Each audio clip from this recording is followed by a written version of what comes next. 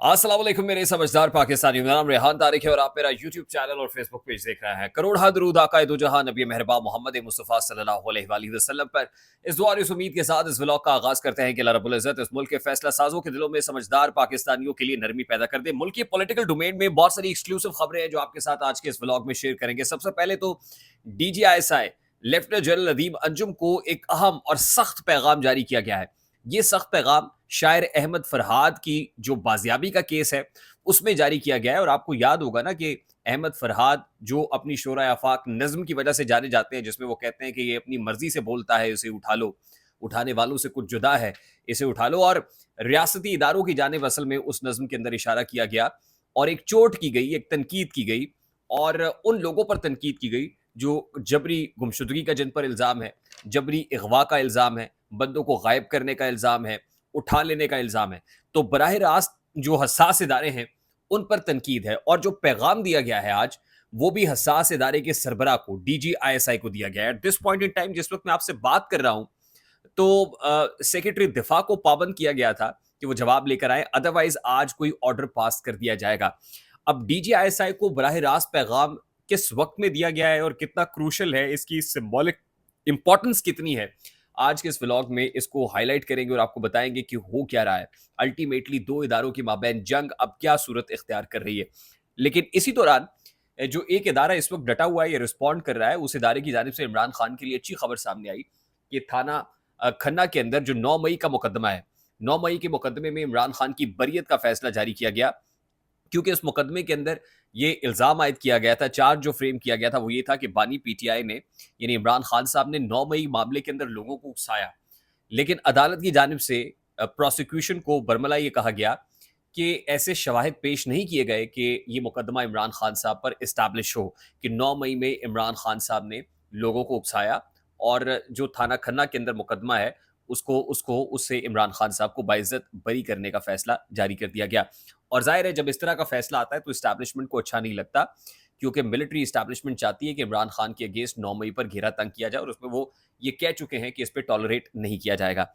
अब इससे जुड़ा वही आज सुहेल वड़ाइच साहब का बड़ा मानीखेज कॉलम है और उस कॉलम में वो कहते हैं कि ISPR को या chief of the army staff general Asim Munir को प्रैक्टिकली मैदान में खुद कूदना पड़ा।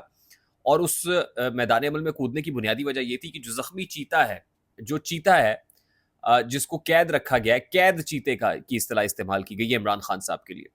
असल में वो जो कैद चीता है, जब वो सुप्रीम कोर्ट ऑफ पाकिस्तान की वीडियो लिंक पर आया तो मुर्शद के दीदार के मुतरादिफ हल्के नीले रंग की शर्ट पहने हुए, शेप बड़ी हुई है, तो उसमें वो करोड़ों दिलों की धड़कन बन गया। यानी एक बार फिर से जो है वो जो पिक्चर है वो वायरल होने लगी, शेयर होने लगी। और दूसरी तरफ जो प्रेशर है वो इस्टेब्लिशमेंट के ऊपर हर गुजरते दिन के साथ इसलिए बढ़ रहा है कि वो ये समझते हैं कि जो जो जख्मी शेर है, शेर के लिए जख्मी का लफ्ज इस्तेमाल किया गया है और जख्मी शेर यानी रेफर किया गया है नवाज शरीफ साहब को। वो कहते हैं कि जो chief of the army staff है और ISPR है वो ये समझता है कि पॉलिटिकल डोमेन में रहते हुए जो शेर है वो इनकॉम्पिटेंट है और वो कैद चीते का मुकाबला नहीं कर पा रहा या उसके जवाब में कोई इफेक्टिव नैरेटिव नहीं दे पा रहा, जिसके लिए खुद chief of the army staff को और DGISPR को मैदान में कूदना पड़ा। नंबर 1। नंबर 2 ये कि अब इसी कनेक्शन के अंदर नवाज शरीफ साहब ने इस्टेब्लिशमेंट की मदद से, यानी इस्टेब्लिशमेंट को ऑन बोर्ड लेके अब जो मैदान में आने का फैसला किया है वो उनको यकीन दहानी कराई है कि मैं मैदान में आऊंगा और मैं एक इफेक्टिव बयानिया दूंगा जो इमरान खान के बयानिए को काउंटर करेगा। लेकिन इन रियलिटी नवाज शरीफ साहब के पास कोई ऐसा बयानिया नहीं है कि वो chief of the army staff general Asim Munir पर तनकीद के बगैर को मैच फिक्स करके हाथ पे हाथ रख के या हाथ मिला के कोई इस तरह का नैरेटिव दे सके। उसके लिए या तो उनको एंटी इस्टेब्लिशमेंट होना पड़ेगा, सिर्फ एंटी जुडिशरी होने से या माजी की इस्टेब्लिशमेंट पर तनकीद करने से नवाज शरीफ के हाथ आने वाला कुछ नहीं है। तो ये बड़ा मानी खेज बात है और ये बड़ी इंपॉर्टेंट बात है। इसी के अंदर मुल्क की जो सियासी टग ऑफ वॉर है, चपकलिश है, उसका राज मुजमिर है कि हो क्या रहा है।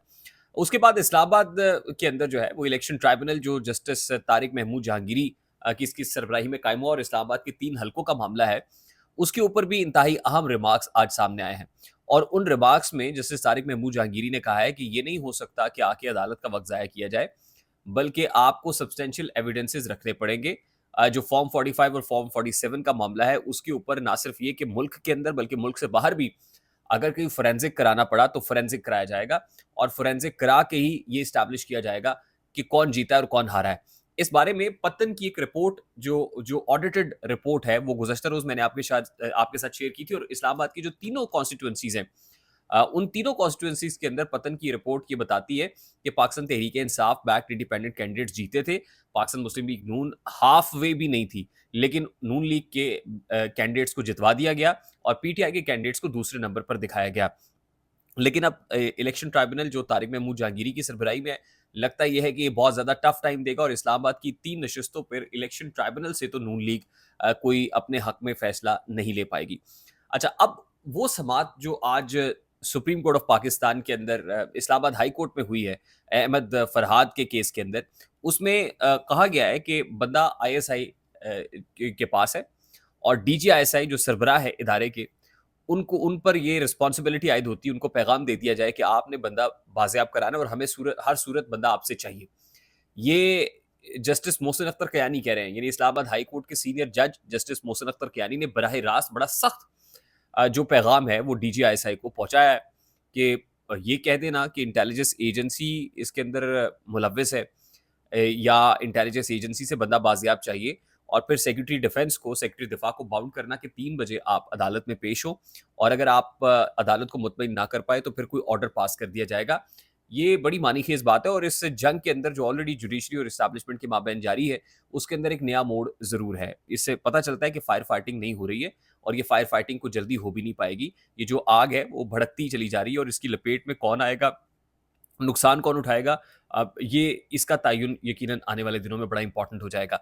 Lastly chief of the army staff जो है लासिम मुनीर से जीएचक्यू के अंदर जो अहम मुलाकातें हैं या बैठकें हैं उसका सिलसिला जारी है और कुछ इंटरनेशनल पर्सनालिटीज़ हैं। ऑस्ट्रेलिया से जो चीफ हैं, मिलिट्री चीफ, वो जो है chief of the army staff से जनरल लासिम मुनीर से मुलाकात के लिए पहुंचे। फिर टर्की के जो डिफेंस फोर्सेस के चीफ हैं, वो chief of the army staff जो है लासिम मुनीर से मुलाकात के लिए पहुंचे और दो तरफ़ा उमूर के ऊपर, सिक्योरिटी मामलात के ऊपर तबादला ख्याल हुआ। मिलिट्री इस्टेब्लिशमेंट के साथ हैंड्स इन हैंड्स चलने की, as far as terrorism is concerned तो काउंटर टेररिज़्म जो मशक़ें हैं उस हवाले से भी गुफ्तगू हुई है। And chief of the army staff is fully geared up as far as economic domain, as far as the strategic or security domain and the political domain is concerned. I hope मेरी बात आप तक पहुंची होगी। अगर पहुंच जाए तो वीडियो को लाइक और शेयर करना मत भूलिएगा। चैनल पे नए तो चैनल को सब्सक्राइब कर लीजिएगा। बेल आइकन जरूर दबाइएगा। मुझे रेहान तारिक को इजाजत दीजिए। अपना बहुत सारा ख्याल रखिएगा। अस्सलाम वालेकुम।